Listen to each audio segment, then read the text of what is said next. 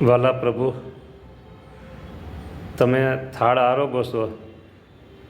ઘણા દર્શનાર્થી ભક્તોને ઘેલું લાગ્યું છે અને નવા નવા ભક્તો બધા આપણે થાળ જમાડે છે અને આશીર્વાદ તમે બધાને આપો છો. આજે એક મિહિર કુમાર છે સુરતના કાપડિયા, તો એ આપને થાળ જમાડે છે. તો વાલા પ્રભુ, એને સમાચાર મળ્યા કે આવી રીતે ભગવાન બધાને આશીર્વાદ આપે છે, થાળ જમે છે, એટલે એના મિત્ર દ્વારા સમાચાર મળ્યા કે મારે ભગવાનને જમાડવા છે. કે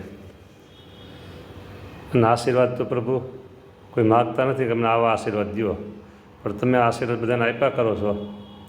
નાની ઉંમરના બધા હોય ભક્તો, એટલે એના જીવનમાં એને કાંઈક ને કાંઈક સંકલ્પ તો હોય પ્રભુ. હા, પણ એ માગતા નથી કાંઈ.